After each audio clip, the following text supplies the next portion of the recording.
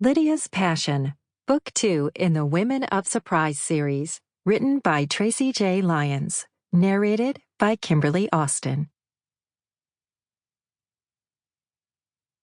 Chapter 1, Catskill Mountains, Surprise, New York, 1882.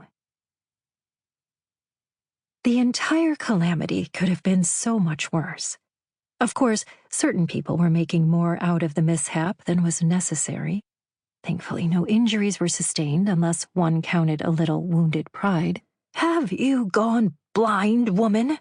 Lydia stared, seeing clearly the red-faced man shouting and waving his arms about wildly in front of her. "I beg your pardon, sir, but I can see just fine." Lydia dropped down from the buggy seat.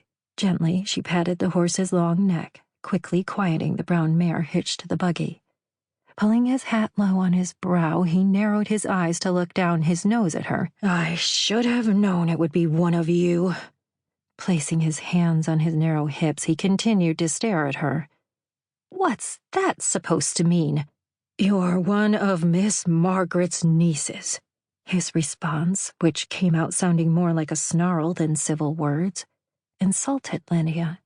Lifting her chin up a notch and mustering up her meanest stare, she looked right at him. "I do have a name. It's Lydia Monroe.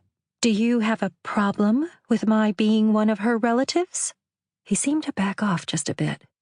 Still not acting quite as contrite as she would have liked, he said, "The only problem I have is with people like you coming through this town at breakneck speed."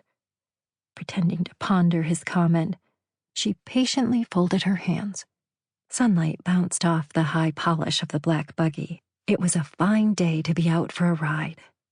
Tired of being cooped up after days of nothing but gray, cloudy skies, Lydia had jumped at the chance to run to town for a few notions.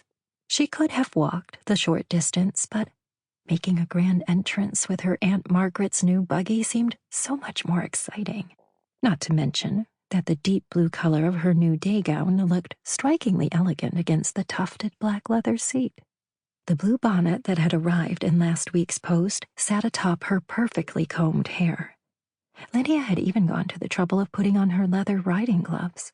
One never knew who one would run into in Surprise these days. What with the onslaught of newcomers, a young woman of marrying age could never be too prepared to bump into the next handsome bachelor to come to town. Of course, she wasn't really in the market for a husband. Lydia liked being a free spirit, knowing there was... Sample complete. Ready to continue?